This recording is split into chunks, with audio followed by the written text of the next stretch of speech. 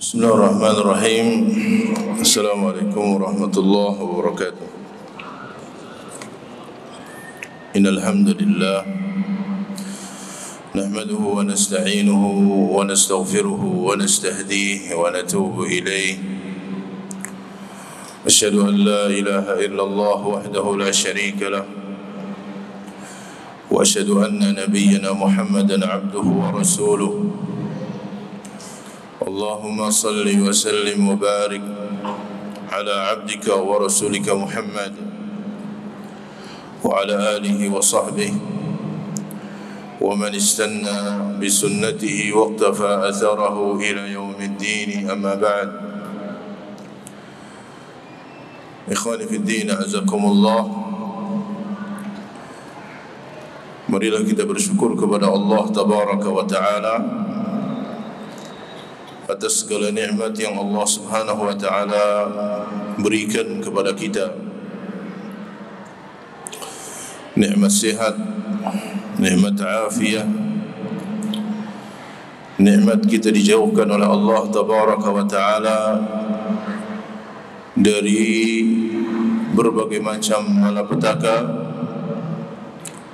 Nikmat Islam, nikmat iman, nikmat kita berada di atas sunnah Nabi sallallahu alaihi wasallam. Ini adalah nikmat-nikmat yang sangat besar yang Allah Subhanahu wa taala karuniakan kepada kita.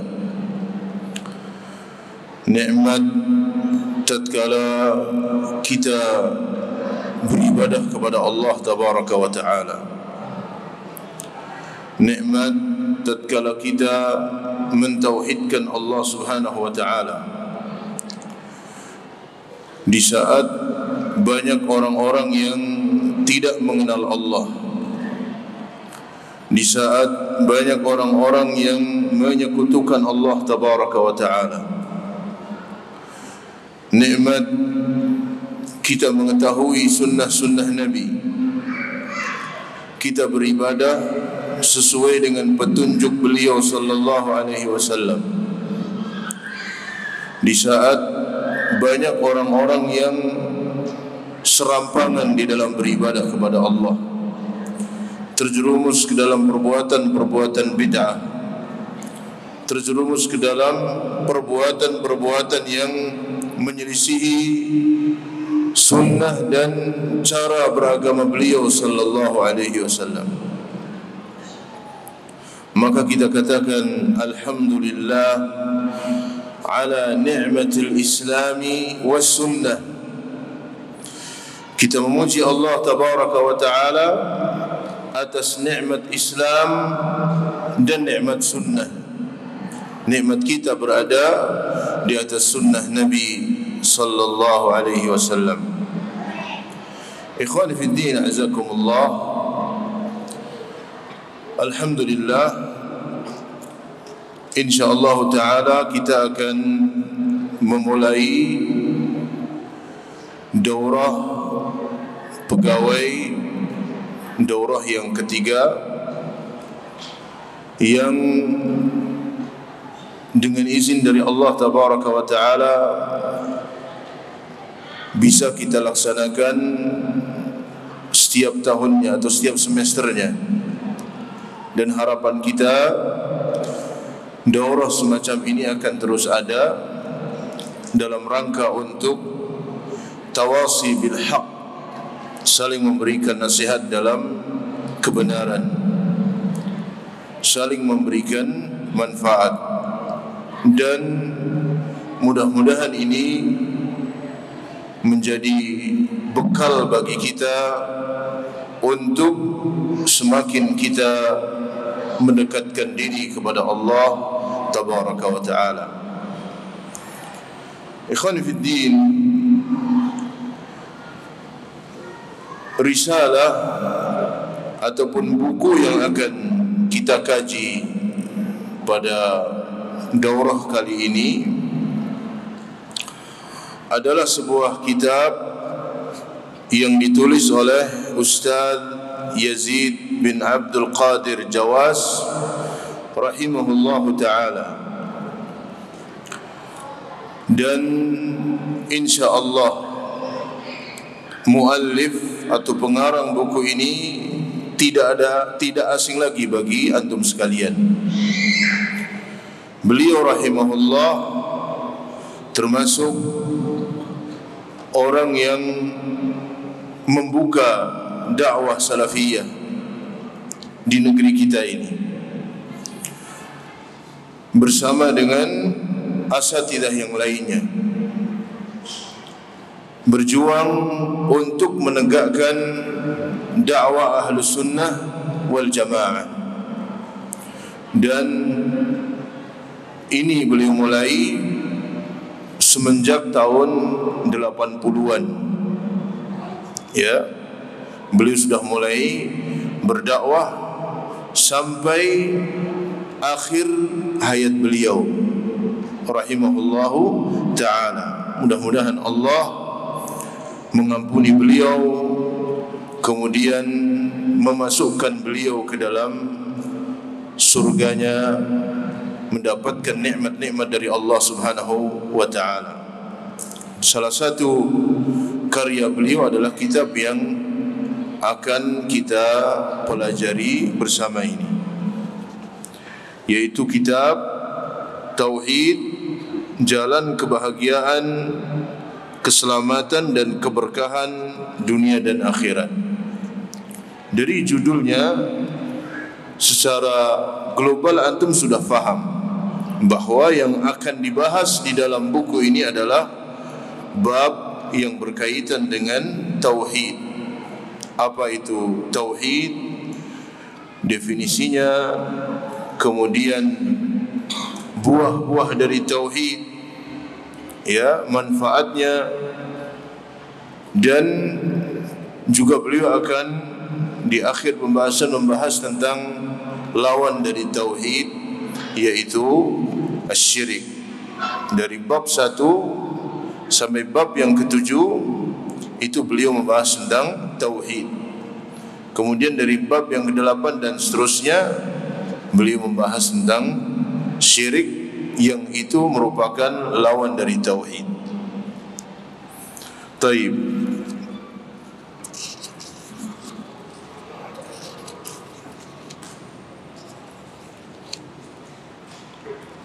Saya minta ada satu orang dari antum nanti secara bergantian bisa membaca, ya. Siapa yang ingin membaca?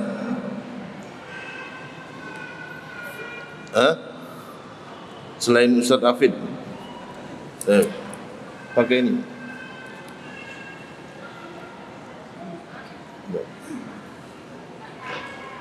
Itu pakai ini atau pakai yang, ya, baik.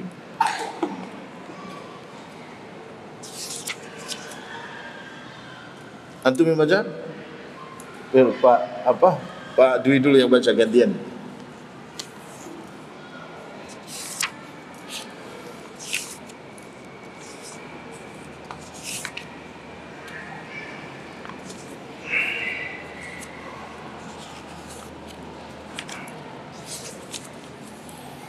Kita baca dari muqaddimah, silakan.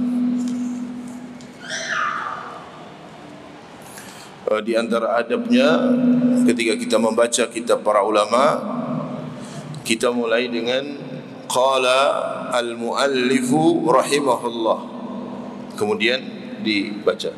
Silakan. Bismillahirrahmanirrahim. Bismillahirrahmanirrahim.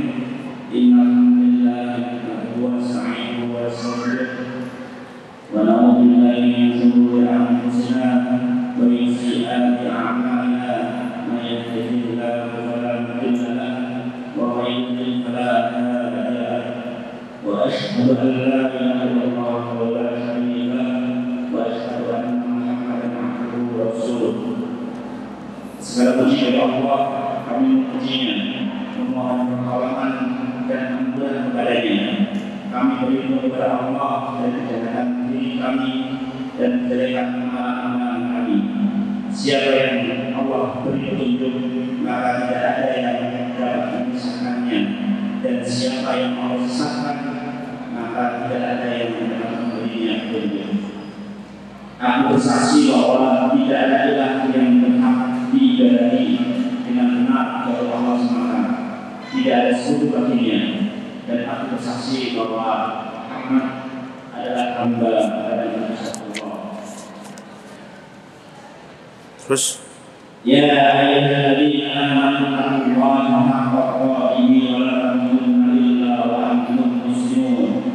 Wahai orang-orang yang beriman, bertakwalah kepada Allah dengan sebenar-benar takwa dan janganlah kalian mati kecuali dalam keadaan muslim.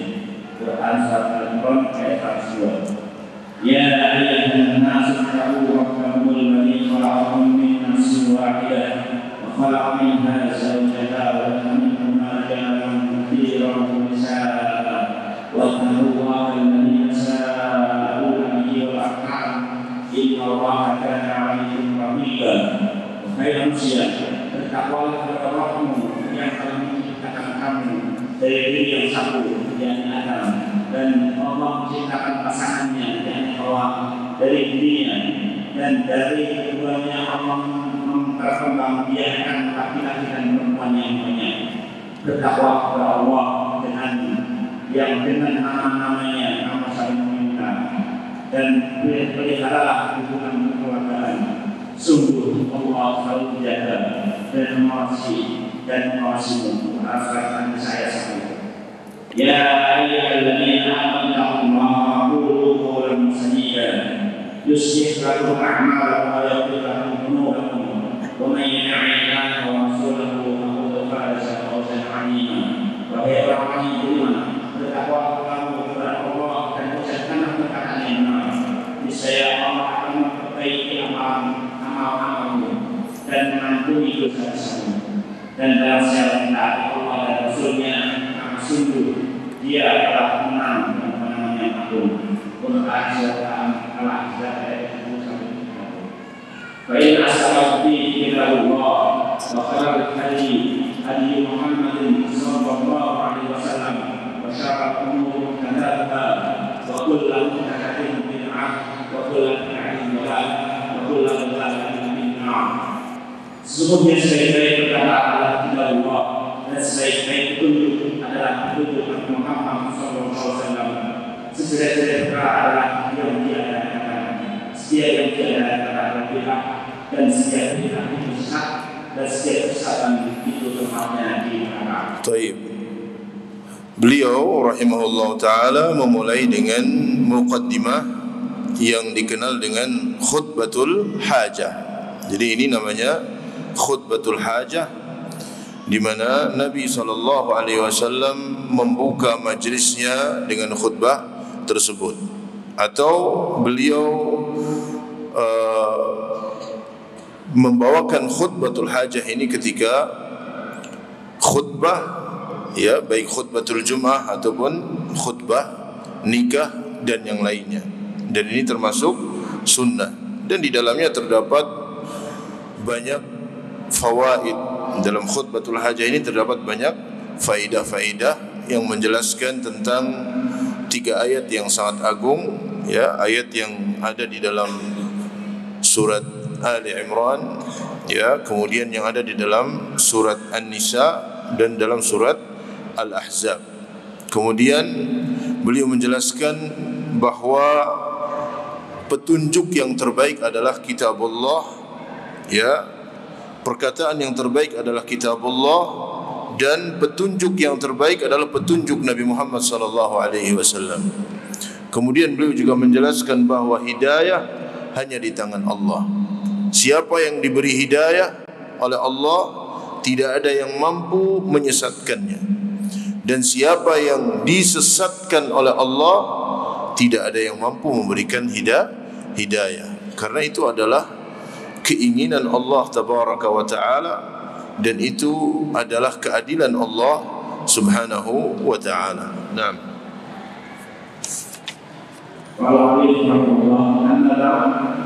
Alhamdulillah, di dalam dirinya kita senantiasa menjaga rasa syukur kepada Allah, Rabb yang mengasihi, Nabi yang penyayang, yang telah memberikan dua nikmat yang tiada bandingannya, yaitu nikmat Islam dan nikmat sunnah. Dengan kedua nikmat itu, manusia ini akan mendapatkan kebahagiaan dan keselamatan dari siksa baik di dunia maupun di akhirat. Oleh karena itu, bagi para hamba Allah yang telah mendapatkan nikmat tersebut harus mengikatnya dengan rasa syukur serta selalu memohon kepada Allah agar menjadi hamba yang bersyukur. Dan bukti syukur seorang muslim atas nikmat ini adalah dengan menjadi muslim yang ridho Allah sebagai Rabbnya, Islam sebagai agamanya, dan Rasulullah SAW sebagai nabinya. Baik. Kemudian beliau rahimahullah menjelaskan bahwa di antara nikmat yang Allah tabaraka wa taala berikan kepada manusia, dan ini adalah nikmat yang khassah, nikmat yang khusus, yaitu nikmat Islam dan nikmat sunnah. Karena nikmat itu ada dua. Nikmat yang sifatnya umum, yang semua manusia dapat. Nikmat sehat, ya, nikmat harta, itu semuanya dapat. Orang kafir pun dapat nikmat ini. Bahkan orang kafir seringkali lebih sehat dari kita. Kita sering sakitan, ya. Tapi nikmat khusus ini hanya Allah berikan untuk orang-orang yang dikehendaki kebaikannya oleh Allah, yaitu nikmat seseorang berada di atas Islam. Lebih khusus lagi, nikmat seseorang berada di atas sunnah Nabi sallallahu alaihi wasallam. Oleh kerana itu, Al-Imam Al-Barbahari rahimahullah, beliau menyebutkan dalam kitab Syarhus Sunnah, "I'lam anna al-Islam huwa sunnah wa anna as-sunnah hiya al-Islam." Ya, Abdul Aziz. Ketahuilah bahwa Islam itu adalah sunnah dan sunnah adalah Islam, dan kedua-duanya ini tidak bisa untuk dipisahkan. Tidak bisa dipisahkan antara nikmat Islam dan nikmat sunnah. Tidak boleh memisahkan antara Islam dan sunnah Nabi sallallahu alaihi wasallam. Kedua-duanya saling terikat. Makanya beliau sebutkan nikmat besar yang Allah berikan kepada seorang hamba adalah nikmat Islam dan nikmat sunnah, maka wajib untuk bersyukur kepada Allah atas nikmat tersebut. Nah, salawat dan salam semoga senantiasa tercurahkan kepada Nabi Muhammad SAW, penutup para nabi. Tidak ada nabi sesudahnya yang telah menyampaikan kisah, memberikan aman, menasihati umat, dan telah menunjuki umat ke jalan yang terang dan lurus yang sebelumnya mereka dalam kesalahan yang nyata. Peran akidah dalam kehidupan amat penting.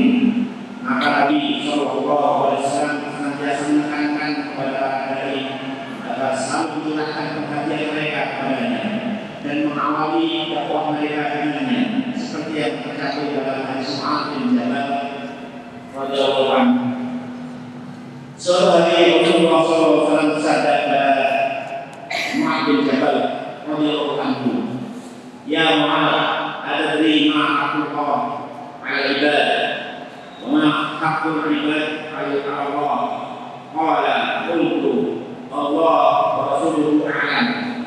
Qala inna haqqullahi 'ala ibadi ay ya'budu Allah wa la yushriku bihi syai'an. Haqqul ibadi 'ala Allah alla yu'adzziba man la yushriku bihi syai'an. Qala qultu ya Rasulullah afala ubashirun nas? Qala la ubashirhum fayakadibu. Wahai Mu'adz, tahukah engkau apakah Allah yang wajib dipenuhi para hambanya dan apa para hamba yang pasti dipenuhi oleh Allah? Aku jawab, Allah dan Rasulnya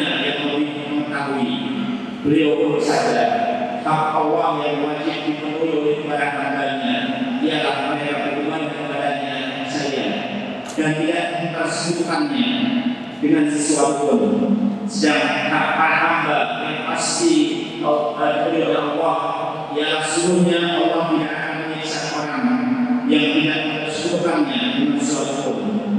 Aku bertanya, wahai Rasulullah, perlukah aku menyampaikan kabar gembira ini dalam apa-apa? Beliau jawab, janganlah kamu sampaikan kabar gembira ini kepada mereka, sehingga mereka akan bersikap menyatakan diri. Baik. Beliau menyebutkan bahwa peran akidah dalam kehidupan seseorang itu sangat penting, karena akidah adalah inti, akidah adalah pondasi. Maka akidah ini harus benar, sehingga pondasi seseorang di dalam beragama akan kuat. Ketika pondasi dalam beragama seseorang ini tidak kuat, maka bangunan-bangunan yang ada di atasnya pun tidak kuat. Maka akidah adalah asas, akidah adalah inti, dan tauhid adalah hal pertama yang harus difahami oleh seseorang. Ya, maka karena pentingnya masalah ini, para anbiya alaihi wassalatu wassalam memulai dakwahnya dengan tauhid. Ya, dan Nabi kita sallallahu alaihi wasallam beliau selalu menekankan masalah ini. Bahkan menjadi prioritas utama dakwah beliau, prioritas utama dakwah para nabi. Nanti akan beliau sebutkan. Ya, akan disebutkan oleh Ustaz Yazid rahimahullah tentang bagaimana dakwah tauhid. Kemudian beliau menyebutkan hadis, yaitu hadis Muadz bin Jabal yang sering kita dengar tentang hak Allah dan hak hamba. Allah tabaraka wa taala memiliki hak yang harus ditunaikan oleh seorang hamba. Apa hak hamba? Apa hak Allah yang harus ditunaikan oleh seorang hamba? Bahwa hamba wajib beribadah kepada Allah, mentauhidkan Allah, memberikan seluruh ibadah hanya kepada Allah, dan tidak menyekutukannya dengan sesuatu apapun. Itu adalah hak hamba, hak Allah yang harus ditunaikan hamba. Maka hakullah adalah a'zamul huquq, hak yang paling besar. Ketika seseorang menyekutukan Allah tabaraka wa taala, dia telah melanggar hak yang paling besar, yaitu hak Allah tabaraka wa taala. Ya, maka akidah ini sangat penting. Tidak boleh kita menyepelekannya, tidak boleh kita mengesampingkannya, tidak boleh kita berhenti untuk mempelajarinya, mempelajari akidah, mempelajari tauhid sampai kita diwafatkan oleh Allah tabaraka wa taala. Sebagaimana kewajiban kita beribadah kepada Allah sampai kita diwafatkan oleh Allah. Allah berfirman, wa'bud rabbaka hatta ya'tiyakal yaqin. Sembahlah Rabbmu hatta ya'tiyakal yaqin, sampai datang kepada engkau kematian. Tidak berhenti seorang mukmin untuk terus beribadah kepada Allah. Ya, ini yang beliau sampaikan dari hadis Muadz bin Jabal. Taib, fadhal. Ada sebagian orang merasa heran dan aneh dengan diprioritaskannya dakwah kepada tauhid. Kami jawab, bukankah hak Allah berupa perasaan di dalam beribadah ada sesuatu yang paling berhak mendapatkan perhatian dan paling berhak untuk sering dijalankan oleh lisan-lisan manusia? Jika tauhid adalah hak Allah Ta'ala yang murni, bagaimana mungkin dianggap sebagai masalah kecil dan remeh oleh para pelopor gerakan-gerakan dan manhaj-manhaj dakwah di zaman ini? Bukankah hal ini yang paling utama untuk dibukakan bagi pintu-pintu dan diletakkan bagi tempat-tempat dan kesempatan? Sebagian orang itu menganggap aneh. Setiap hari ngaji kok tauhid terus, setiap hari yang dibahas akidah terus. Kenapa yang harus didakwahkan itu pasti tauhid, pasti akidah? Sebagian orang merasa aneh. Maka beliau katakan bahwa hak Allah tabaraka wa taala adalah hak yang paling besar. Karena Allah Rabbul Alamin, Allah yang menciptakan kita, Allah yang memberi rezeki kita, Allah yang mengatur kehidupan kita. Allah telah mewajibkan kita untuk beribadah kepadanya, dan hak Allah untuk diibadahi. Maka memberikan perhatian kepada masalah ini adalah hal yang utama. Maka tidak heran jika seluruh para nabi dakwahnya mengajak kepada tauhid, seluruh para nabi. Dan itu adalah ciri dakwah yang benar. Ciri dakwah yang benar. Kalau ada dakwah-dakwah yang tidak perhatian dengan tauhid, itu dakwah yang keliru. Para ulama menjelaskan, ya, kullu da'watin la tahtammu bit tauhid fahiya da'watun fashilatun qallat atba'uhu am kathur. Setiap dakwah yang tidak perhatian dengan tauhid, untuk perhatikan, setiap gerakan-gerakan dakwah, manhaj dakwah yang tidak perhatian terhadap tauhid, itu adalah dakwah yang fashilah, dakwah yang tidak berhasil. Qallat atba'uhu am kathur, sedikit pengikutnya ataupun banyak pengikutnya. Karena keberhasilan dakwah bukan karena banyaknya pengikut ataupun sedikitnya pengikut, tapi keberhasilan dakwah seseorang ketika seseorang mengajak kepada Allah, ketika seseorang berdakwah sesuai dengan dakwah yang dilakukan oleh para anbiya wal mursalin. Maka beliau di sini mengatakan, ya, bagaimana mungkin dianggap sebagai masalah kecil? Bagaimana mungkin akidah tauhid yang berkenaan dengan Allah, Allah yang menciptakan kita, dianggap remeh, ya, dianggap kecil oleh sebagian orang-orang yang bergerak dalam dakwah, sehingga enggan menyampaikan tauhid. Atau ada orang-orang yang beralasan, nanti kalau saya sampaikan tauhid, orang akan lari dari dakwah saya. Kalau saya sampaikan tauhid, takut mereka berpecah belah. La haula wala quwwata illa billah. Jika memang dakwah tauhid dianggap memecah belah, kita katakan benar. Karena tauhid memecah antara yang hak dengan yang batil. Tidak mungkin sama antara yang hak dengan yang batil, harus dipisah. Antara tauhid dengan syirik, antara sunnah dengan bid'ah, enggak bisa disamakan. Tauhid furqan, yang membedakan antara yang hak dengan yang batil. Maka harus disampaikan. Dan karena banyak orang-orang saudara-saudara kita kaum muslimin yang tidak faham masalah tauhid, maka harus dijelaskan. Taib. Terus Imam Ibnu Qayyim al-Jauziyah rahimahullah menuturkan tauhid adalah kunci membuka dakwah para rasul. Kemudian beliau menyebutkan tentang hadis Mu'adz yang telah disebut sebelumnya. Ini juga menguatkan bahwa tauhid, Imam Ibnu Qayyim rahimahullah beliau mengatakan dalam kitab Madarijus Salikin, tauhid adalah kunci pembuka dakwah para rasul. Siapa yang ingin dakwahnya seperti anbiya, para nabi, mulai dengan tauhid, karena dia adalah kunci pembuka dakwah para rasul dari zaman Nabi Nuh alaihi salam. Karena rasul pertama itu siapa? Nabi Nuh alaihi salam, sampai rasul yang terakhir Nabi kita Muhammad sallallahu alaihi wasallam, dakwah mereka u'budullah wa la tusyriku bihi syai'a. Sembahlah Allah, jangan menyekutukan Allah dengan sesuatu apapun. Taib. Walaupun kondisi dan problematika orang berbeda-beda, namun tetap yang menjadi prioritas dalam dakwah adalah mengajak kepada tauhid. Sama saja halnya, apakah problem mereka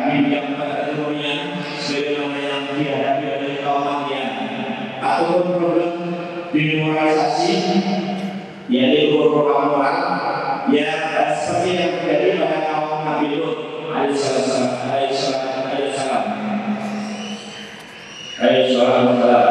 dan penulis tidak pernah menyebutkan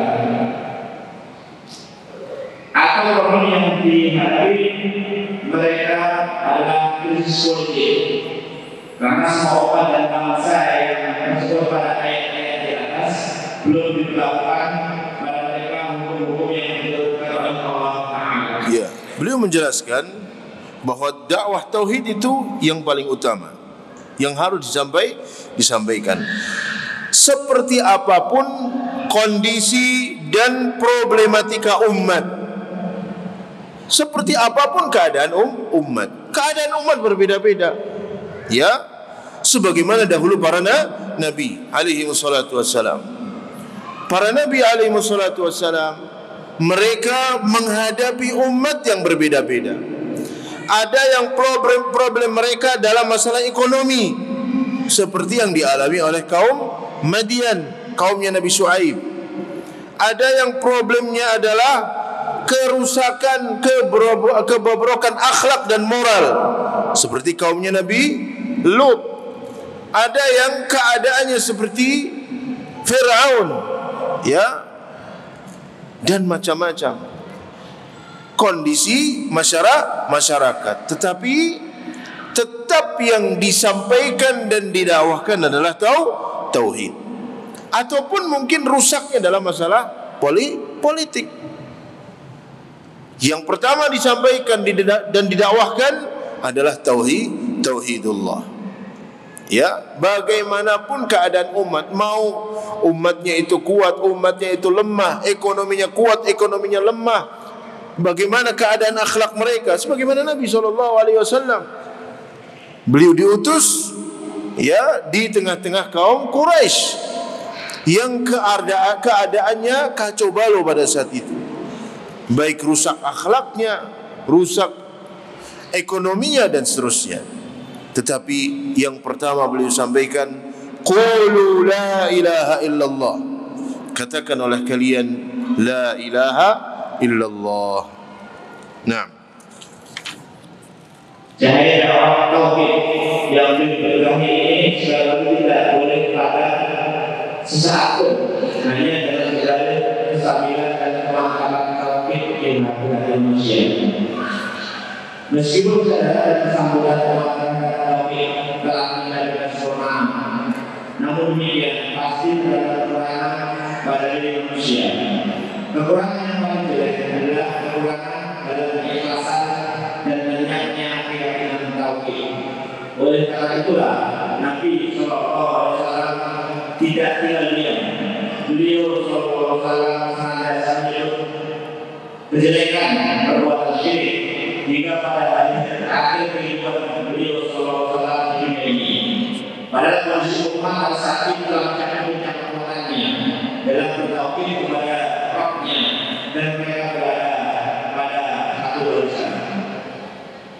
Semoga melalui saksikan ini kita akan lebih mengetahui dan meyakini akan pentingnya tauhid dalam kehidupan kaum muslimin, baik individu maupun masyarakat. Dan semoga Allah Ta'ala senantiasa membimbing kita untuk selalu bertauhid kepadanya dan tidak terpindah dari kepada syirik. Allahumma amin. Semoga salawat dan salam tercurah kepada Nabi Muhammad SAW, kepada sekian keluarga beliau beserta para sahabat radhiyallahu anhum ajma'in, dan para orang yang mengikuti sampai keadaan tauhid sampai hari kiamat. Bahkan ketika kesadaran manusia terhadap tauhid itu telah mencapai kesempurnaan seperti zaman Nabi SAW, ketika beliau di Madinah, beliau tetap mengingatkan, beliau tetap menjelaskan tentang keburukan-keburukan syirik. Beliau menjelaskan keutamaan-keutamaan tauhid sampai akhir wafat beliau, sampai akhir hayat beliau, sebelum beliau wafat. Sebelum beliau wafat, beberapa saat sebelum beliau wafat, beliau mengatakan kepada para sahabat, qatalallahu al-yahuda wan nasara ittakhadhu qubur anbiya'ihim masajid. Semoga Allah memerangi Yahudi dan Nasrani. Mereka menjadikan kuburan-kuburan Nabi mereka sebagai masjid. Di akhir kehidupan beliau, beberapa saat sebelum beliau wafat, beliau masih memperingatkan manusia tentang bahayanya perbuatan syirik. Baik, mungkin diganti. Masih kuat? Hah? Baik. Silakan bab ke-1. Bab pertama, beliau rahimahullah berkata, berbuat tauhid dalam Islam. Semuanya satu tujuan dan semuanya punya cita-cita adalah bertauhid kepada Allah, Rabb bumi dan langit, meletakkan wahdaniyah dari keesaan Allah Jalla wa Ala, serta bersikap tunduk, patuh, berserah diri, merasa takut, cemas, berharap, rukuk, sujud, dan mengikhlaskan agama hanya kepada Allah Azza wa Jalla, dan berlepas diri dari seluruh perbuatan syirik beserta orang-orang yang berbuat syirik. Indah hidup yang paling agung, di mana seluruh makhluk diciptakan untuk meninggikannya, mewujudkannya, dan menetapinya. Sebagaimana firman Allah Ta'ala, wa ma khalaqtul jinna wal insa illa liya'budun. Aku tidak menciptakan jin dan manusia melainkan agar mereka beribadah kepadaku. Quran surat Al-Zariyat ayat 6. Ini yang hidup di mana Allah Jalla wa Ala mengutuskan Rasul yang mulia alaihi salatu wassalam untuk meninggikannya, dan Allah juga menurunkan kitab suci yang agung. Allah Ta'ala berfirman, "Walaqad ba'athna fi kulli ummatin rasulan an i'budu Allaha wa yajtanibu at-taghut." Dan sungguh kami telah mengutus seorang Rasul untuk setiap umat untuk menyerukan beribadah kepada Allah dan jauhnya taghut. Quran surat An-Nahl ayat 36. Dan firman-Nya, "Wa ma arsalna min qablika min rasulin illa nuhi ilaihi annahu la ilaha illa ana fa'budun." Dan tiada kami mengutus seorang Rasul sebelum engkau Muhammad, melainkan kami wahyukan kepadanya bahwasanya tidak ada ilah yang berhak untuk diibadahi tidak benar selain Aku. Maka beribadahlah kamu sekalian kepadaku. Quran surat Al-Anbiya ayat 25. Baik. Beliau rahimahullah menjelaskan tentang tujuan kehidupan seseorang. Apa sesungguhnya tujuan manusia itu diciptakan oleh Allah? Tujuannya adalah untuk mentauhidkan Allah, agar manusia beribadah hanya kepada Allah, agar manusia taat kepada Allah, agar mereka rukuk, sujud, ikhlas, memberikannya hanya kepada Allah tabaraka wa ta'ala. Maka itu adalah tujuan hidup kita. Tujuan kita berada di muka bumi ini. Allah berfirman, "Wa ma khalaqtul jinna wal insa illa liya'budun." Ini dalil yang menjelaskan bahwa tujuan manusia hidup di dunia ini itu untuk beribadah kepada Allah tabaraka wa ta'ala. Oleh kerana itu, seluruh para anbiya, seluruh para nabi dan rasul yang jumlahnya sangat banyak, nabi yang jumlahnya sangat banyak, mereka sepakat memerintahkan umat-umatnya untuk mentauhidkan Allah, untuk mengingatkan tujuan utama diciptakannya mereka oleh Allah tabaraka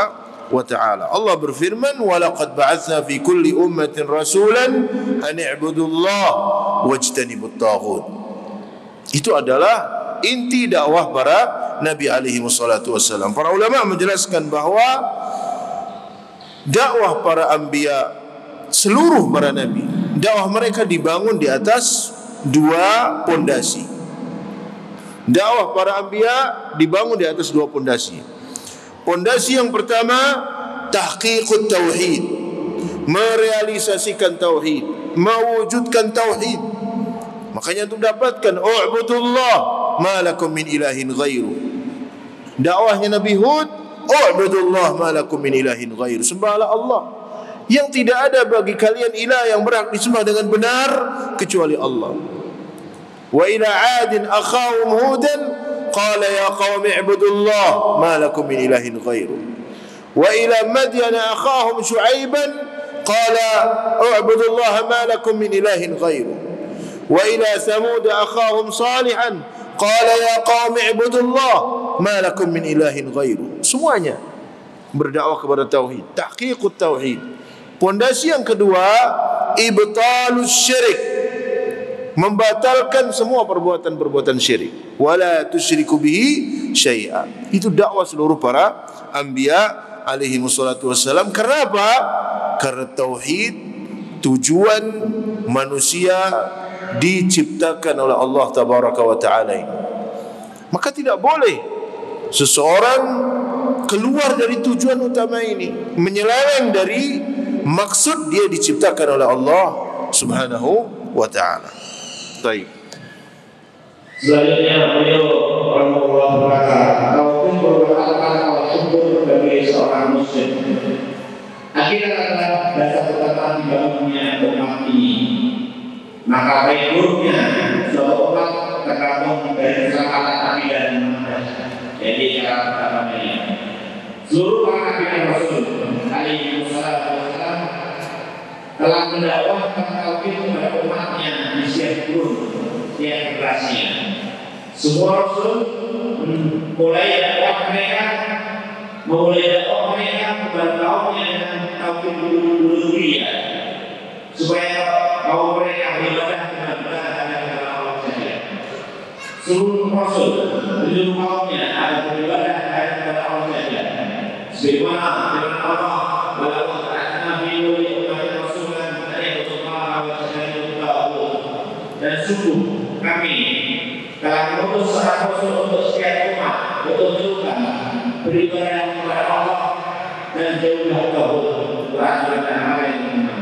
Dan firman-Nya, "Wa ma arsalna min qablika min rasulin illa nuhi ilaihi annahu la ilaha illa ana fa'budun."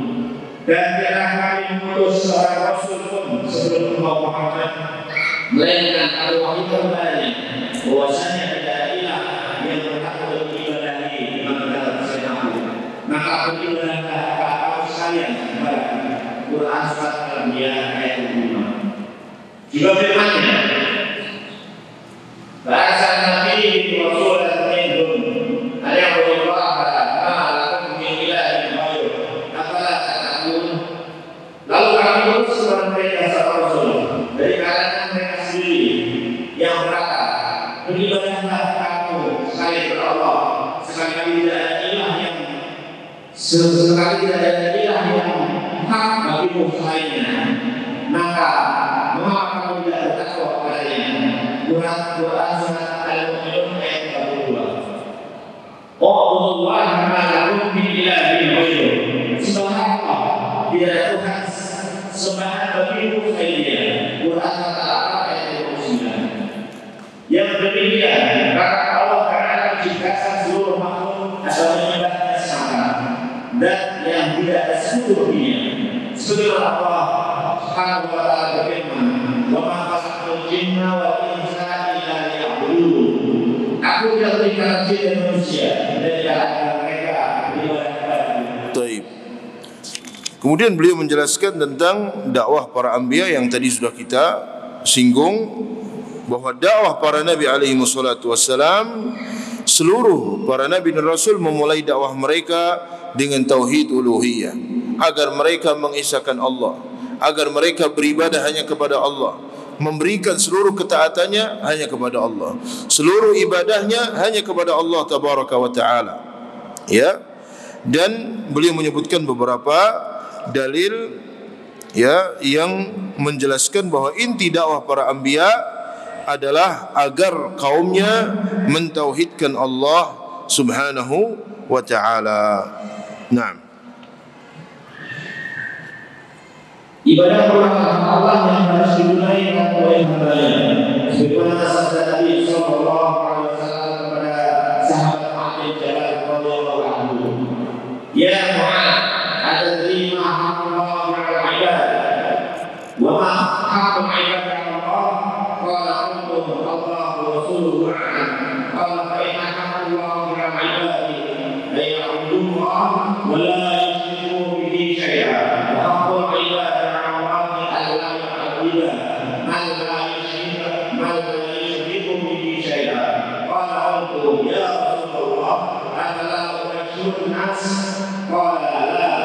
kuntum fayattaqilu. Wahai Muhammad, tahukah engkau apa hak Allah yang wajib dipenuhi para hambanya dan apa hak para hamba yang pasti dipenuhi oleh Allah? Aku menjawab, Allah dan Rasulnya yang lebih mengetahui. Beliau pun bersabda, hak Allah yang wajib dipenuhi oleh para hambanya ialah kalimat beribadah kepada Dia dan tidak mempersekutukannya dengan sesuatu apapun. Sedangkan para hamba yang pasti dipenuhi oleh Allah ialah sungguhnya Allah tidak akan menyiksa orang yang tidak mempersekutukannya dengan sesuatu apapun. Aku bertanya, Rasulullah, perlukah aku menyampaikan kabar gembira ini kepada orang-orang? Beliau menjawab, janganlah engkau sampaikan kabar gembira ini kepada mereka sehingga mereka akan bersikap menyandarkan diri. Dan kata Allah Ta'ala atas hamba ini tidak boleh didahului oleh urusan apapun dan hak seorang pun. Baik. Hak Allah Tabaraka wa Ta'ala adalah hak yang terbesar, maka tidak boleh mendahulukan selain hak Allah Tabaraka wa Ta'ala. Yang harus didahulukan adalah hak Allah untuk diibadahi. Tidak boleh seseorang mendahulukan hak-hak selain hak Allah atas hak Allah Subhanahu wa Ta'ala, karena hak Allah a'zamul huquq yang harus dipenuhi oleh seorang hamba. Ya. Naam. Allah Subhanahu wa Ta'ala berfirman, "Wa qadara alla ta'budu illa iyyah wa bil walidayni ihsana." Dan kamu memerintahkan kamu jangan menyembah selain Dia dan hendaklah berbakti kepada ibu bapa. Quran surat Al-Isra ayat 23. Allah Subhanahu wa Ta'ala berfirman, "Qul ta'alu atlu ma harrama rabbukum 'alaikum alla tusyriku bihi syai'an wa bil walidayni ihsana." Kata Muhammad, marilah aku bacakan apa yang diharapkan Rabb kepadamu. Jangan bersekutukannya dengan apapun. Berbuat baik kepada kedua ibu bapa. Ayat 51. Baik. Hak yang paling besar, hak manusia yang paling besar yang harus ditunaikan adalah hak kedua orang tua. Orang tua memiliki hak yang sangat besar yang harus ditunaikan oleh seorang anak. Karena orang tua adalah sebab keberadaannya di muka bumi ini. Tetapi sekalipun hak orang tua adalah hak yang agung, tidak boleh mendahulukan hak orang tua atas hak Allah Tabaraka wa Ta'ala. Maka Allah berfirman, "Wa qada rabbuka alla ta'budu illa iyyah wa bil walidayni ihsana." Allah dahulukan haknya. Wa qada rabbuka, dan Rabbmu telah memerintahkan alla ta'budu illa iyyah, agar engkau tidak beribadah kecuali hanya kepada Allah. Baru setelah itu wa bil walidaini ihsana. Jika hak kedua orang tua yang merupakan hak yang agung tidak boleh didahulukan atas hak Allah Tabaraka wa Ta'ala, bagaimana dengan hak-hak yang lainnya? Hak Allah yang harus didahulukan. Baik. Allah Subhanahu wa Ta'ala mendahulukan haknya di atas seluruh hak yang lain. Dan kebenaran hak ini sebagai asas yang menjadi dasar dibangunnya seluruh hukum-hukum Islam. Kita disuruh bagaimana Rasulullah Sallallahu Alaihi Wasallam tinggal di kota Mekah selama 13 tahun hanya untuk menyuruh umat manusia menegakkan kalimat tauhid dan meninggalkan kesyirikan. Dan Al-Quran Al-Karim sebagian besar ayat-ayat yang menegaskan perintah untuk bertauhid dan melarang kebalikannya, yaitu syirik. Bahkan Nabi SAW dakwah beliau adalah 23 tahun.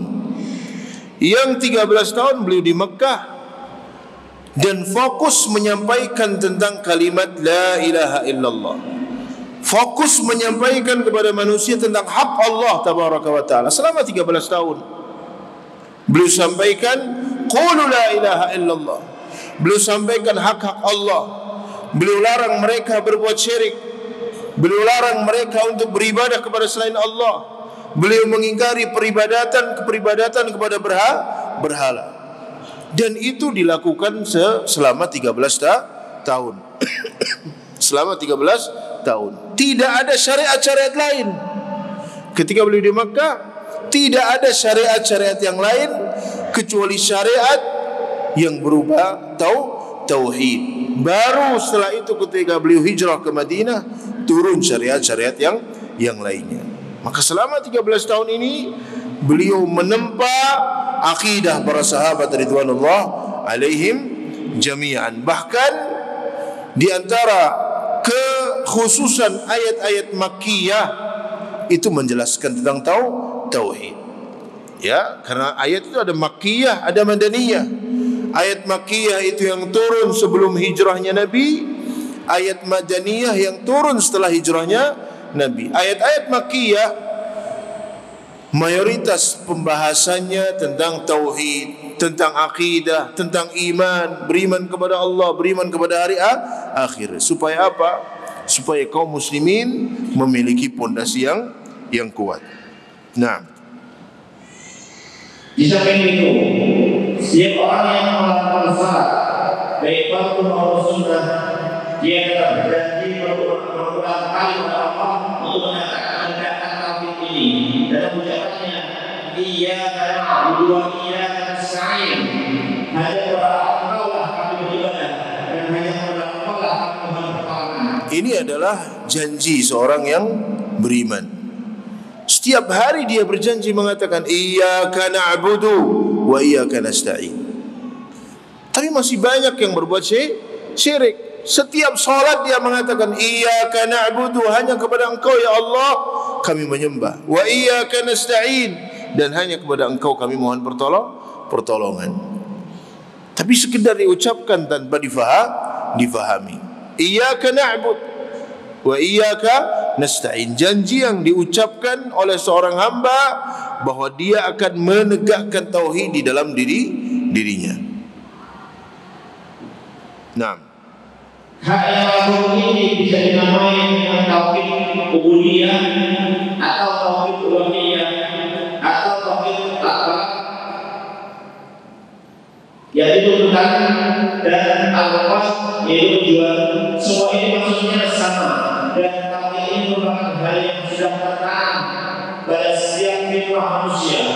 Rasulullah SAW bersabda, kullu mauludin yuladu ala fitrah fa'abawahu yuhawidanihi aw yunasranihi aw yumajjisanihi.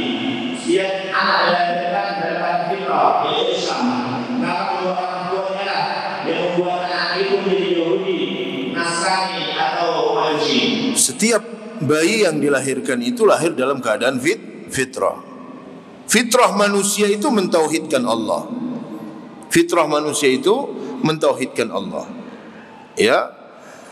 Nabi SAW bersabda, kullu mauludin yuladu 'alal fitrah. Setiap anak yang dilahirkan itu lahir dalam keadaan fitrah, dalam keadaan Islam, dalam keadaan tauhid. Fa abawahu, maka kedua orang tuanya lah yuhawidanihi, yang menjadikan dia Yahudi, au yunassiranihi, atau menjadikannya dia Nasrani, au yumajjisanihi, atau yang menjadikannya dia Majusi, ataupun yang lain. Di sini Nabi SAW, anda perhatikan, beliau tidak mengatakan au yusallimanihi, atau keduanya yang menjadikan dia Islam, tidak mengatakan demikian. Kenapa? Karena fitrah manusia itu Islam. Siapa yang menjadikannya dia menyeleweng dari fitrah ini? Kedua orang tuanya. Ya, yumajjisani, yuhawidani, yunassirani, yumajjisani, ataupun yang lainnya. Kemudian ada aspek yang lain yang bisa mempengaruhi dirinya. Yang paling inti adalah orang tua. Nah, Jadi tauhid merupakan perkara asal di dalam ini. Sedangkan kesyirikan merupakan perkara baru yang muncul dan masuk ke dalamnya. Allah Jalla wa Ala berfirman, "Kana an-nasu ummatan wahidah, fab'atha Allahu an-nabiyyin mubashirin wa mundirin, wa anzalna ma'ahum al-kitaba bil haqqi liyahkuma bainan nasi fima ikhtalafu fihi." Manusia itu dahulunya satu umat, lalu Allah mengutus untuk menyampaikan berbeda dan kebenaran.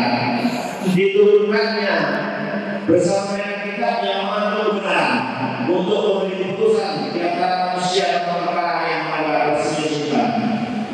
Quran Al-Baqarah 12. Allah Jalla wa Ala juga berfirman, "Wa ma kana an-nasu illa ummatan wahidatan fahtalafu." Dan manusia itu dahulunya hanya satu umat, kemudian mereka berselisih. Quran Al-Baqarah ayat 19. Ibnu Abbas radhiyallahu anhu berkata, antara Nabi Adam dan Nabi Nuh alaihi wasallam terdapat 10 generasi yang seluruhnya berada di atas Islam. Imam Ibnu Qayyim rahimahullah mengatakan, ini adalah pendapat yang benar tentang ayat tersebut. Tauhid itu adalah yang asal di dunia ini. Sedangkan syirik itu yang baru, perkara baru. Ketika Nabi Adam diturunkan oleh Allah ke dunia, kemudian beliau memiliki keturunan, semua berada di atas tauhid. Tidak ada perbuatan syirik, maka tauhid itu yang asal. Sedangkan syirik itu adalah perbuatan-perbuatan yang baru. Bahkan Ibnu Abbas menafsirkan ayat ini, wa ma kana nasu illa ummatan wahidatan fakhtalafu. Beliau menjelaskan bahwa antara Nabi Adam dengan Nabi Nuh itu ada 10 generasi. 10 generasi ini semuanya muwahhidun, semuanya mentauhidkan Allah. Maksiat ada, tapi tidak ada perbuatan syirik. Di antara maksiat yang pertama adalah pembunuhan yang dilakukan oleh Qabil terhadap Habil, itu maksiat. Ya, tapi selama 10 generasi ini seluruh manusia mentauhidkan Allah. Baru terjadi perbuatan syirik pada zaman Nabi Nuh alaihi salatu wassalam. Ya, ketika umatnya mengkultuskan individu-individu, kemudian membawa mereka kepada perbuatan syirik. Pak Udu diganti. Ya. Jazakumullah khairan.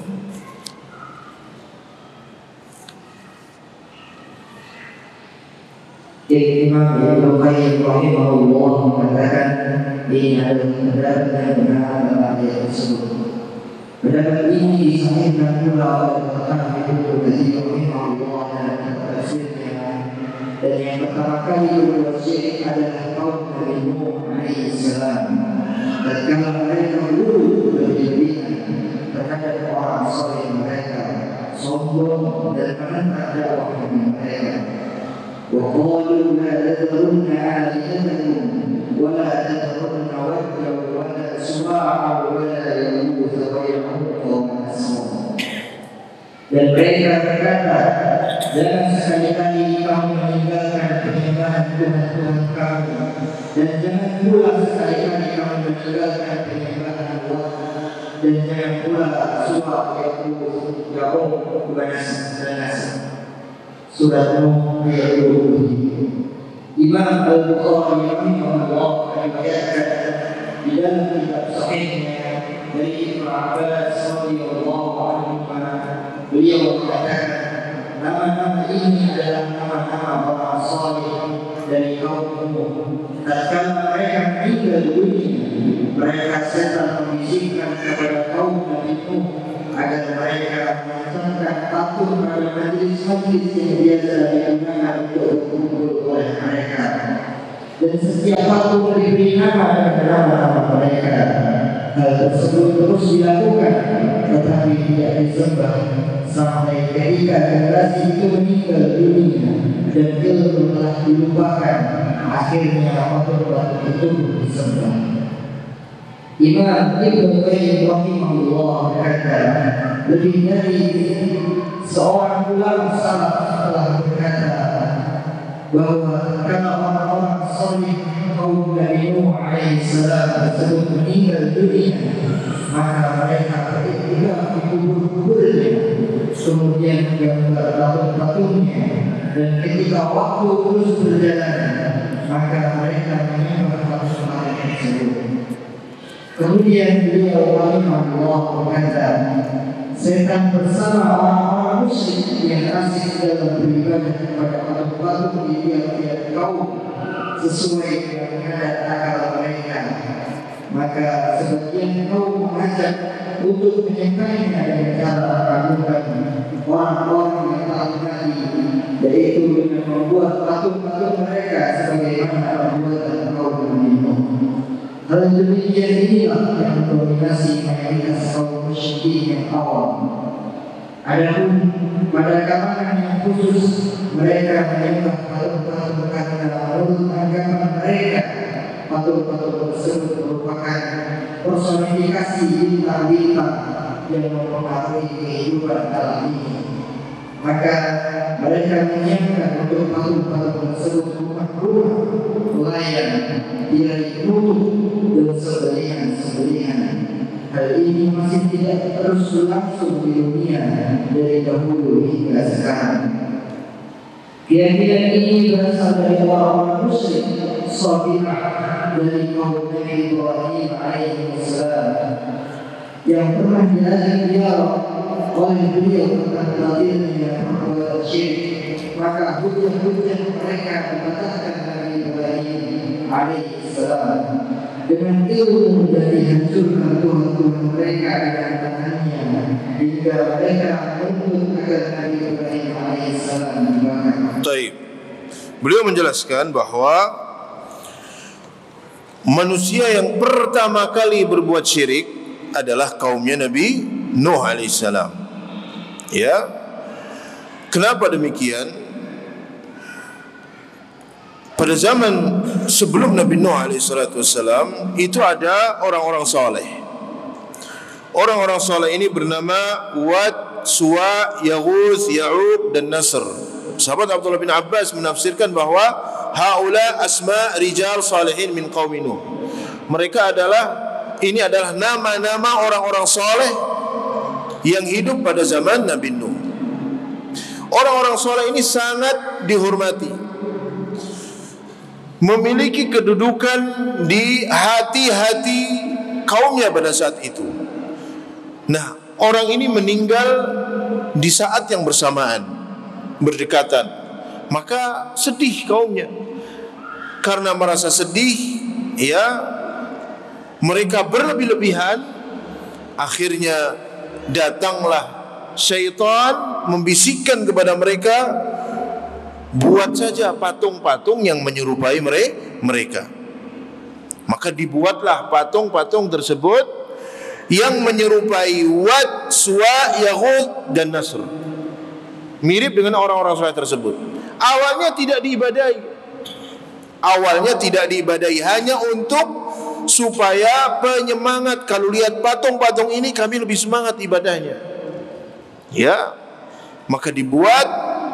Tapi lama kelamaan patung ini disembah. Ketika ilmu itu sedikit, orang-orang mulai tidak perhatian dengan ilmu agama mereka, setan datang lagi. Kemudian ganti generasi, setan mendatangi generasi ini dan mengatakan bahwa dulu mbah-mbah kalian itu nyembah patung ini.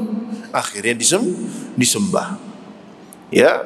Oleh karena itu para ulama menjelaskan bahwa sebab terjadinya perbuatan syirik adalah khulu, bersikap berlebih-lebihan terhadap orang-orang saleh. Maka kita tidak boleh bersikap khulu terhadap orang-orang saleh, bersikap khulu kepada para wali, orang-orang saleh atau yang dianggap dengan wali, karena ini akan membawa mereka kepada perbuatan syirik sebagaimana dahulu menimpa kaumnya Nabi Nuh alaihi salatu wassalam. Akhirnya disembah patung-patung tersebut, ya, diibadahi dari selain Allah tabaraka wa ta'ala. Ada yang tawaf di patung-patung mereka, ada yang i'tikaf di samping patung-patung mereka, ada yang menyembah patung-patung mereka. Maka akhirnya diutuslah Nabi Nuh alaihissalam, dan itu awal terjadinya perbuatan syirik. Awal terjadinya perbuatan syirik sebabnya adalah ghulu, bersikap melampaui batas terhadap orang-orang soleh. Nah, kelompok lainnya menjadikan bulan sebagai berhala. Mereka beranggapan bahwa bulan itu pantas untuk disembah dan bulanlah yang mengatur kehidupan di alam semesta.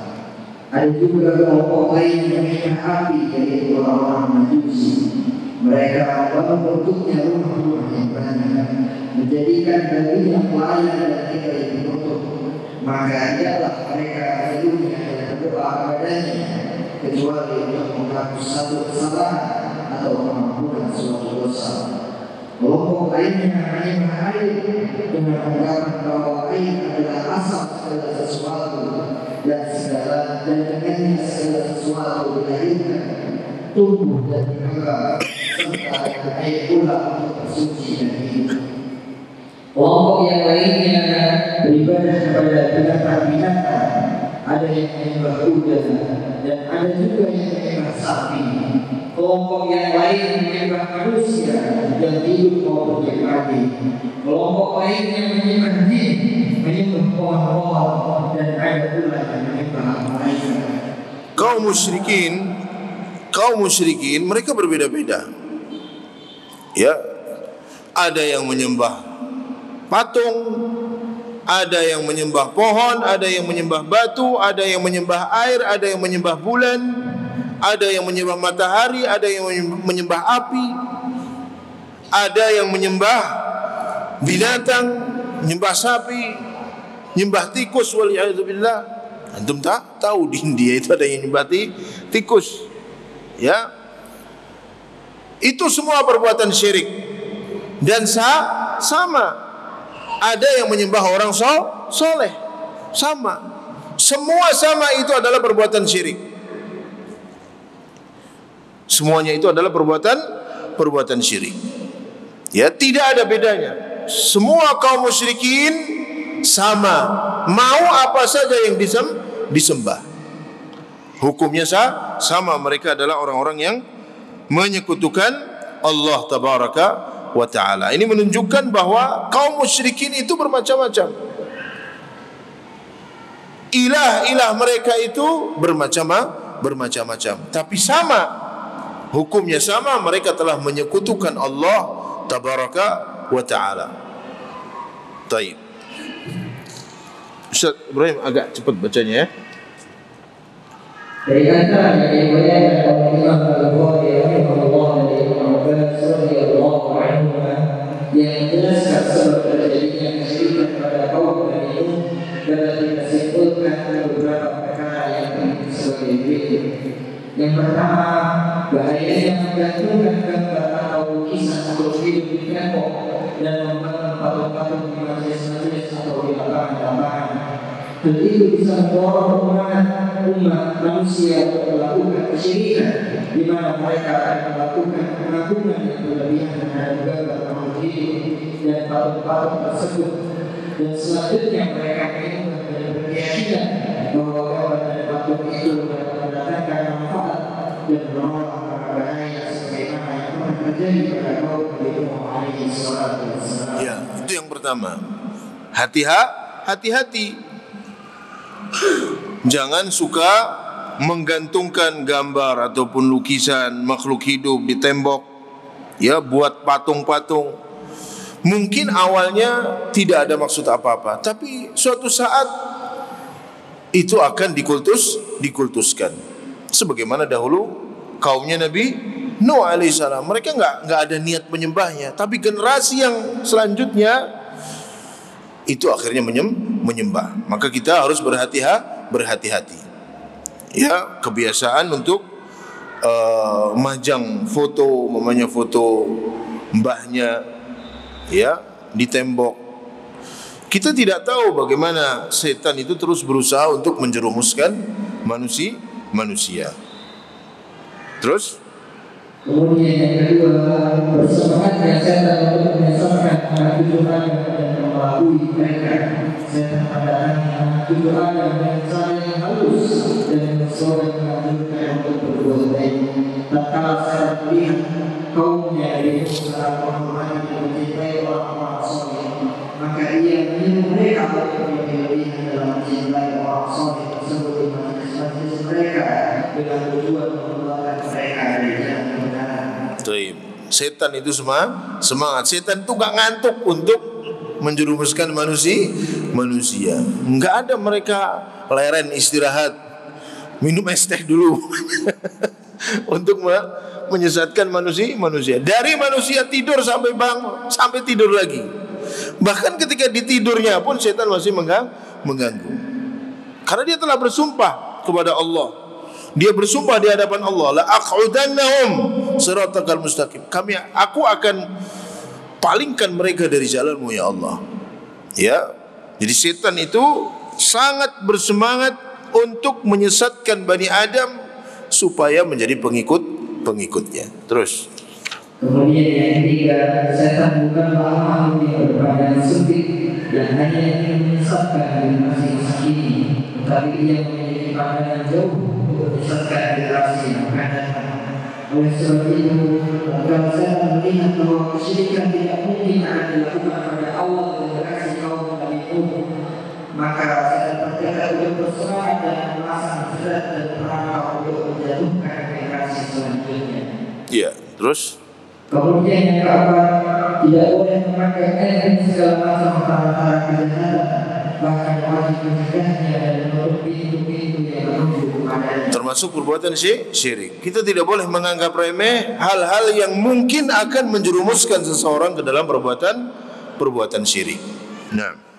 Kemudian yang kelima, keutamaan ulama yang mengamalkan ilmunya dan keberadaan mereka di bumi ini sebagai suatu kebaikan bagi manusia, sedangkan tidak ada yang mereka merupakan kejelekan dan kerusakan. Sebab setan merasa tidak mampu untuk menyesatkan suatu kaum selama ulama masih ada di tengah-tengah. Makanya diutus para nabi. Ya, para nabi mereka adalah manusia utama yang Allah tabaraka wa ta'ala tempatkan di muka bumi ini untuk mengingatkan manusia. Kemudian juga para ulama yang mewarisi para nabi alaihi wassalatu wassalam. Mereka adalah keberadaan mereka adalah bukti atau tanda kebaikan. Ketika mereka tidak ada, itu bukti bahwa mereka akan tertimpa keburukan. Ya, para anbiya, kemudian orang-orang yang mewarisi mereka yaitu para ulama. Nah. Cukup Ustaz. Ustaz. Taib. Sekarang tadi sudah jelas intinya bahwa beliau menjelaskan tentang maksud dan tujuan diciptakannya manusia, ya. Kemudian beliau menjelaskan bahwa tauhid adalah dakwah yang pertama yang dilakukan oleh para nabi alaihi wassalatu wassalam. Yang ketiga, kita tidak boleh meremehkan masalah syirik. Tidak boleh menganggap remeh perkara-perkara yang membawa kepada perbuatan syirik. Sekecil apapun sebab yang bisa membawa kepada perbuatan syirik, hendaknya segera diingkari. Sebagaimana Nabi SAW ketika ada seorang yang mengatakan wa fina nabiyyun ya'lamu ma fi ghadi, di sisi kita ada nabi yang mengetahui apa yang akan terjadi besok, maka segera Nabi tegur, tidak ada yang mengetahui apa yang akan terjadi besok kecuali Allah tabaraka wa ta'ala. Ketika ada yang mengatakan masya Allah wa syi'ta, apa yang Allah kehendaki dan apa yang engkau kehendaki, beliau langsung menegur, bal masya Allah wahda, katakan masya Allah saja, tidak perlu mengatakan masya Allah wa syi'ta. Karena apa? Ini adalah perbuatan yang bisa mengantar seseorang kepada perbuatan syirik. Termasuk membangun kuburan, membangun masjid di atas kuburan. Beliau melarang. Kenapa? Karena ini adalah pintu yang akan membawa kepada perbuatan syirik. Beliau melarang membangun kuburan, ya, memberikan kelambu di kuburan, menerangi secara khusus kuburan. Kenapa? Karena itu akan membawa kepada perbuatan syirik. Awalnya kuburan biasa, ketika mulai dibangun, kemudian mulai dikasih tirai, akhirnya orang-orang akan memperhatikan, akhirnya akan datang situ. Bukan hanya untuk ziaratul kubur, tapi minta-minta kepada penghuni kubur. Ya kalau itu kuburan, terkadang bukan kuburan. Terkadang mungkin sapi yang kubur di situ nggak ada yang tahu. Untuk tahu bisa membuktikan kan nggak bisa membuktikan. Dibangun, dikasih cahaya secara khusus, akhirnya disembah. Ya, maka ini dilarang karena ini termasuk sikap ghulu, sikap berlebihan. Sekarang kita masuk bab yang kedua.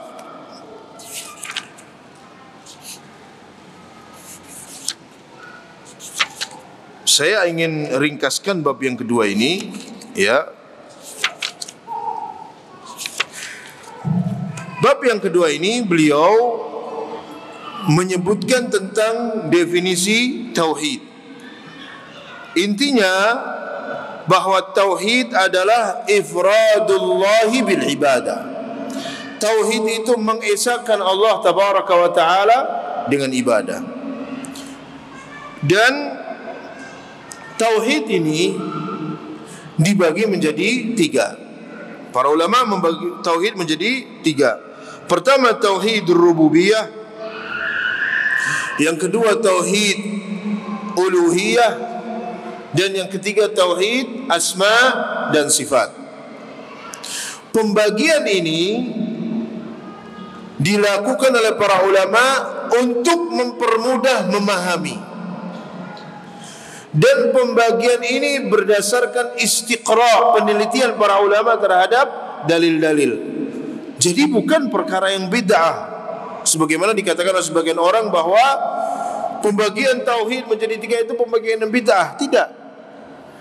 Pembagian tauhid menjadi tiga. Pertama untuk memudahkan memahami.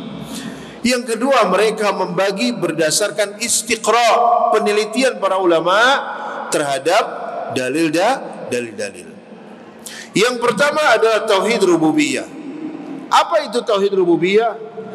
Tauhid rububiyah adalah mengesahkan Allah, mentauhidkan Allah di dalam perbuatan-perbuatan Allah. Tentu perhatikan, tauhid rububiyah adalah mengesahkan Allah di dalam perbuatan-perbuatan Allah. Apa perbuatan Allah? Al-khalq, penciptaan. Artinya apa? Tidak ada yang menciptakan kecuali Allah. Tidak ada yang memberi rizki kecuali Allah. Tidak ada yang mengatur alam semesta ini kecuali Allah. Tidak ada yang menghidupkan kecuali Allah. Tidak ada yang mematikan kecuali Allah. Tidak ada yang memberikan bahaya, manfaat kecuali Allah tabaraka wa ta'ala. Itu tauhid rububiyah. Mengesahkan Allah di dalam perbuatan-perbuatan Allah subhanahu wa ta'ala. Dan tauhid ini, tauhid rububiyah ini diakui oleh seluruh manusia. Manusia hakikatnya mengakui tauhid rububiyah, hatta orang-orang kafir. Secara fitrah mereka mengakui bahwa yang menciptakan Allah, yang memberi rizki Allah. Dan ini juga diakui oleh orang-orang kafir Quraisy. Orang-orang kafir Quraisy yang Nabi SAW diutus kepada mereka, mereka tahu. Allah berfirman, "Wala in sa'altahum man khalaqahum la yaqulunna Allah." Ya, Allah sebut, muallif menyebutkan di sini dalam halaman yang ke-35, Anda perhatikan bahwa orang-orang kafir Quraisy itu mengakui tauhid rububiyah. Dalilnya firman Allah dalam surat Yunus ayat 31. Qul man yarzuqukum minas samai wal ard. Katakan wahai Muhammad, siapa yang memberi rezeki kalian dari langit dan bumi? Aman yamliku sam'a wal absar, ataukah siapa yang memiliki pendengaran dan penglihatan? Wa man yukhrijul hayya minal mayyit, siapa yang mengeluarkan kehidupan dari kematian? Wa yukhrijul mayyita minal hayy, mengeluarkan kematian dari kehidupan. Wa man yudabbirul amr, dan siapa yang mengatur alam semesta ini? Ya, Siapa yang mengatur segala urusan? Fasayaquluna Allah. Apa jawaban orang-orang kafir Quraisy? Mereka akan mengatakan Allah yang melakukan semua itu. Ya, demikian pula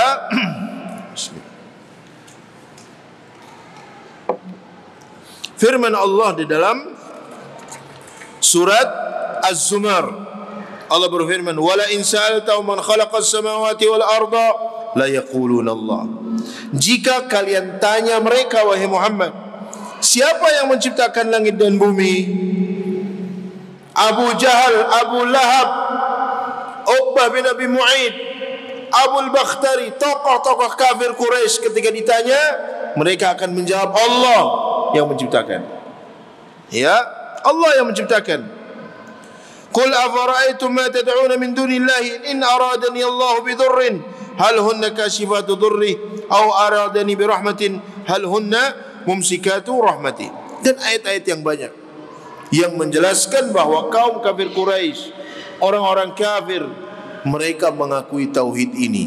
Maka tidak cukup kalau orang hanya mengakui tauhid rububiyah, tidak cukup. Belum memasukkan mereka ke dalam Islam. Seandainya tauhid rububiyah ini cukup, orang-orang kafir Quraisy itu sudah masuk Islam. Mereka sudah dianggap muslim, tapi mereka tetap diperangi oleh Nabi SAW. Itu tauhid yang pertama. Tauhid yang kedua, tauhidul uluhiyah. Apa itu tauhid uluhiyah? Ifradullah ta'ala bil ibadah, mengesahkan Allah dengan ibadah. Mengesahkan Allah di dalam perbuatan-perbuatan hamba, bahwa semua ibadah-ibadah yang dilakukan oleh hamba mutlak hak Allah tabaraka wa ta'ala, tidak boleh diberikan kepada selain Allah. Semua ibadah, ibadah yang zahir, ibadah yang batin, mutlak hak Allah, tidak boleh diberikan kepada selain Allah. Salat hanya untuk Allah, zakat hanya untuk Allah, puasa hanya untuk Allah, menyembelih untuk Allah, bernazar untuk Allah tabaraka wa ta'ala. Takut hanya kepada Allah, bertawakal hanya kepada Allah, cinta hanya kepada Allah, minta tolong hanya kepada Allah, minta selamat hanya kepada Allah, minta cepat jodohnya hanya kepada Allah. Tidak boleh minta kepada selain Allah tabaraka wa ta'ala. Tidak boleh minta kepada kuburan. Datang kuburan minta, wahai fulan, wahai wali fulan, cepatkan jodoh saya, lariskan dagangan saya. Ini adalah perbuatan syirik. Itu tauhid uluhiyah. Nah, tauhid uluhiyah ini yang tidak diakui oleh orang-orang musyrikin. Ya, mereka tidak mau mengakui tauhid uluhiyah. Padahal hakikatnya pengakuan terhadap tauhid rububiyah itu mengharuskan pengakuan terhadap tauhid uluhiyah. Jika seseorang meyakini Allah yang menciptakan, Allah yang memberi rizki, Allah yang menghidupkan, Allah yang memberikan dia nikmat, kenapa dia tidak beribadah kepada Allah tabaraka wa ta'ala? Harusnya dia beribadah kepada Allah. Nah, tauhid ini yang diingkari oleh kaum musyrikin, dan tauhid ini karenanya terjadi perselisihan antara para nabi dengan umatnya. Karenanya Allah menurunkan kitab-kitabnya. Karena tauhid ini Allah mengutus para nabinya. Karena tauhid ini Allah menciptakan manusia. Karena tauhid ini Allah menciptakan surga dan neraka. Karena tauhid uluhiyah, karena kalimat la ilaha illallah, kalimat yang tidak pernah diucapkan oleh kaum musyrikin Quraisy. Kaum musyrikin Quraisy tidak mau mengucapkan kalimat la ilaha illallah. Idza qila lahum la ilaha illallah yastakbirun.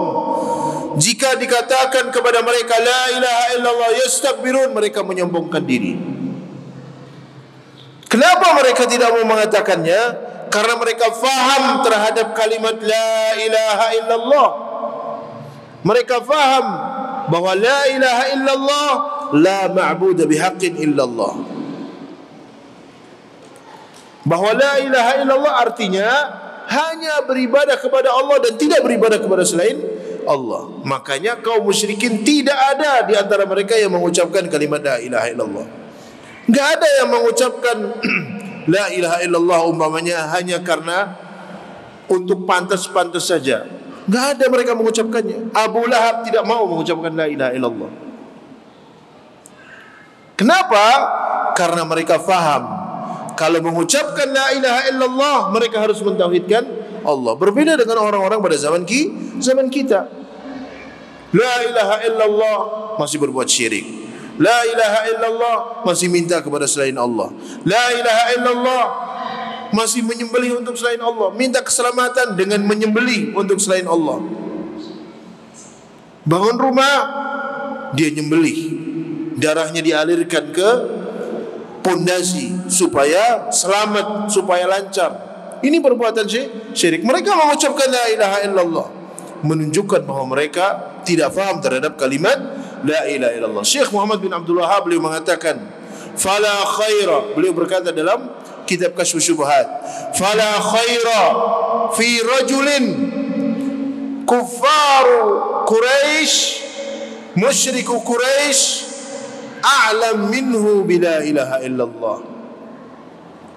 Beliau mengatakan tidak ada kebaikan bagi seseorang tatkala orang-orang kafir Quraisy lebih faham terhadap kalimat la ilaha illallah daripada dirinya. Dan itu adalah intinya tauhid uluhiyah. Ketika disebutkan tauhid, maka yang dimaksudkan adalah tauhid uluhiyah. Yang ketiga adalah tauhid asma was sifat, mengesahkan Allah di dalam nama-nama dan sifat-sifat. Seorang mukmin meyakini Allah memiliki nama-nama yang indah, Allah memiliki sifat-sifat, Allah memiliki nama-nama, walillahil asmaul husna fad'uhu biha. Allah memiliki nama-nama yang baik, berdoalah dengan nama-nama tersebut. Huwallahu alladzi la ilaha illa huwa al-malik al-quddus as-salam al-mu'min al-muhaimin al-aziz al-jabbar al-mutakabbir al-alim al-khabir al-latif al-aziz al-ali al-azim dan seterusnya dari nama-nama Allah. Nabi bersabda, inna lillahi 99 isman man ahsaha dakhala al-jannah. Allah memiliki 99 nama, siapa yang menghafalnya dia akan masuk surga. Ya. Dan 99 bukan pembatasan. Ada nama-nama Allah lainnya yang kita tidak tahu, hanya Allah tabaraka wa taala yang Maha mengetahui. Tapi ada 99 nama, siapa yang menghafalnya, memahaminya, melaksanakan konsekuensi dari makna nama-nama tersebut, dakhalal jannah, dia akan masuk surga. Allah memiliki sifat-sifat. Ahlus sunnah wal jamaah menetapkan bahawa Allah memiliki sifat-sifat, dan setiap nama Allah itu mengandung sifat. Karena nama Allah itu a'lam wa awsaf. A'lam wa awsaf, nama dan sifat. Setiap nama Allah itu mengandung sifat. Berbeda dengan nama-nama manusia. Nama manusia itu hanya sekedar nama saja. Namanya soleh, tetapi toleh. Ya, namanya soleh enggak soleh. Namanya Mahmud, tapi brengsek umpamanya. Ya, karena enggak ada. Oh, ada namanya Mas Mahmud. Ahwan, bukan Mas Mahmud namanya. Ya. Artinya saya sedang memberikan contoh bahwa nama itu terkadang tidak sesuai dengan sifatnya. Tapi nama Allah a'lam wa awsaf. Allah alim. Allah memiliki ilmu yang sempurna. Allah al-hayy, yang maha hidup. Ya, Allah tabaraka wa taala memiliki kehidupan sempurna yang tidak dimiliki oleh makhluk dan seterusnya. Allah memiliki sifat-sifat, dan kewajiban kita terhadap sifat-sifat Allah, satu, menetapkannya, menetapkan sifat-sifat Allah tanpa ditahrif tanpa kita rubah artinya. Ya, tanpa kita rubah. Allah berbicara, kita tetapkan Allah berbicara. Allah memiliki tangan, kita tetapkan Allah tabaraka wa ta'ala memiliki tangan. Tanpa kita rubah, oh maksudnya tangan itu adalah kekuasaan. Tidak boleh. Wa min ghairi ta'til, tanpa diingkari, tanpa ditiadakan. Wa min ghairi tamthil, tanpa diserupakan. Wa min ghairi takyif, dan tanpa dibagaimanakan. Cukup kita beriman dengan sifat-sifat Allah. Jadi tauhid itu ada tiga. Tauhid rububiyah, tauhid uluhiyah, kemudian tauhid asma' was sifat. Taib. Nah, sekarang kita masuk bab yang ketiga. Mau istirahat dulu enggak Ustaz Hafid? Istirahat dulu. Istirahat 5 menit atau 10 menit ya. Taib. Kalau masih kuat lanjut, enggak apa-apa. Tapi kalau sudah tidak kuat istirahat. Fadhal, istirahat dulu beberapa saat. Kita istirahat, nanti langsung kita lanjutkan. Jangan balik ke kantor antum ya. Ya, apalagi Sarpras jauh. Nanti datangnya telat nanti. Sallallahu alaihi Muhammad wa ala alihi wasallam. Assalamualaikum warahmatullahi wabarakatuh.